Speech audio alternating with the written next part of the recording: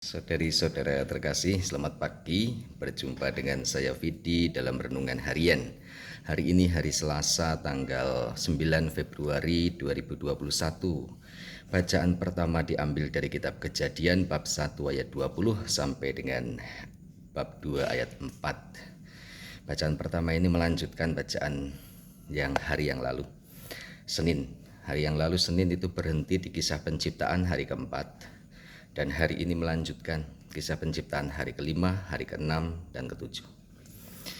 Dan dalam bacaan Injil diambil dari Markus bab 7 ayat 1 sampai dengan ayat 13. Yang intinya bicara dialog antara orang-orang Farisi dan ahli-ahli Taurat dengan Yesus tentang para murid Yesus yang tidak mencuci tangan ketika makan, dianggap melanggar atau tidak lazim sebagaimana aturan tradisi nenek moyang mereka orang Yahudi. Apa yang saya tawarkan untuk permenungan kita, saya menawarkan dari bacaan pertama dulu. Kalau bacaan pertama hari kemarin itu bicara soal penciptaan, berhenti di hari keempat dalam ranah dunia filsafat. Minta maaf saya bisa menyampaikan ini, minta maaf. Itu dikenal dengan anasir. Penciptaan hari pertama sampai keempat itu Allah menciptakan seluruh komponen anasir pertama, sesuatu benda yang bukan hidup.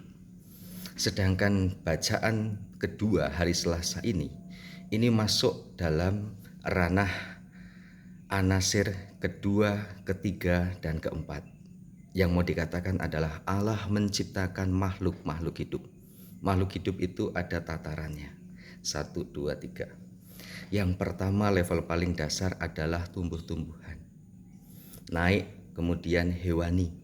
Naik kemudian manusia. Dan itu diciptakan dimulai hari kelima dan hari keenam. Ini anasir kalau dalam dunia filsafat lebih tinggi daripada anasir sebelumnya, anasir pertama. Tapi kalau tidak hati-hati, tidak memahami dengan baik, gagal paham, orang bisa mengacaukan ini. Maka saya menawarkan permenungan dari kata Latin singkat, veni, vidi, dan vici. Veni diartikan datanglah. Atau kalau veni, i-nya 2, veni i, aku datang. Setelah itu, ya sebelum itu, aku datang itu kita mengharapkan dalam doa ranah dalam permenungan, aku datang ke hadapan Tuhan. Aku datang untuk membuka firman. Datang bukan secara fisik, tapi datang secara utuh. Menyerahkan kepada Tuhan, mempersembahkan pikiran, daya pemikiran saya, kesadaran, daya batin saya, membuka pada Tuhan. Bukan hanya fisik saja, seluruh. Vidi, aku melihat arti Indonesianya. Kalau vidi artinya melihat saja. Vidi, aku melihat. Melihat di sini dalam arti mencermati, mencoba memahami sesuatu. Bukan hanya sekedar melihat. Kalau Anda nonton di televisi, acaranya menarik, film tertentu, Anda harus punya pemahaman. Ini maksudnya filmnya apa ya? Ini tokoh ini karakternya bagaimana mau dibawa. Kita harus mencermati alurnya itu dalam sesuatu yang kita lihat, sehingga tidak gagal paham.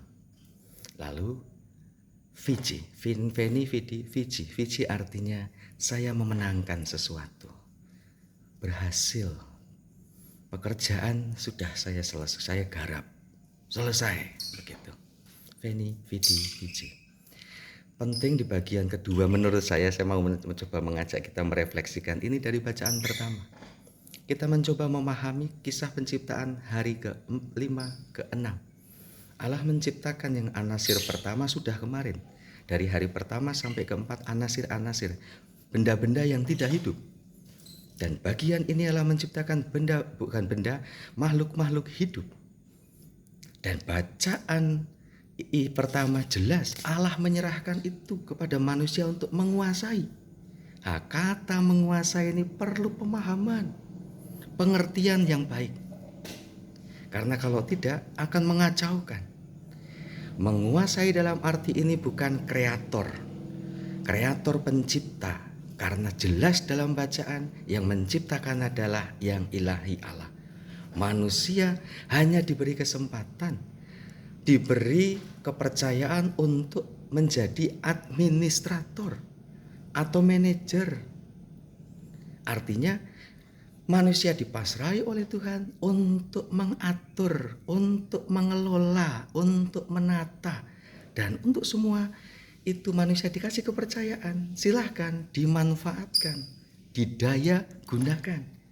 Semua, baik itu makhluk-makhluk anasir kedua, tumbuhan, hewan, dan hidup bersama dengan manusia dalam ranah anasir pertama yang kisah penciptaan sebelumnya.